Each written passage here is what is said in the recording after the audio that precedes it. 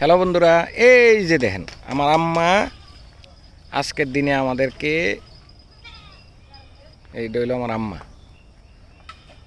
এই প্রজেক্টটা তৈরি করার জন্য আমার যেই শ্রমটা এখন পর্যন্ত যাইতেছে,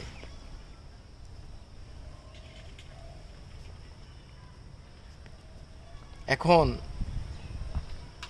আপনারাই বলেন হাউ চিপ, এটা কি টাকার বিনিময়ে বিক্রি হওয়ার যোগ্য? আমি কি টাকার বিনিময়ে এটাকে বিক্রি করে দেবো? নো, নেভার, কোনো দিনও না, মইরা গেলও না। এখন কত হইলো যে যে জিনিসটার মধ্যে আমি শ্রম দিলাম, আমার ঘাম আছে, আমার পরিশ্রম আছে, আমি তো অন্যায় করি নাই। আমি তো মানুষকে সৌন্দর্য দেখানোর চেষ্টা করতেছি, মানুষ কিভাবে ভালো থাকবে সেই চিন্তা আমার মাথায়। কারোরে কিছু বলার কাজ তো আমার না, এটা আমার কাজ না।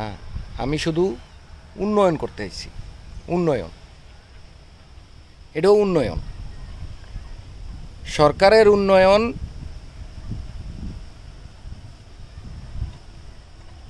আরও বহু মানুষের উন্নয়ন।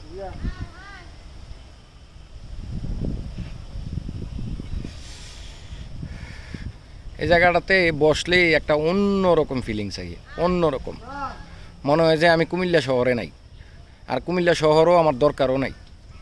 মানে এখানের জীবনযাপনটা অনেক অনেক প্রাউডফুল, লাক্সারি, মনে হয় যে বিদেশ বসে রয়েছি। তো দেশেই তো আমি বিদেশ, আমার আর বিদেশ যাওয়ার কি দরকার?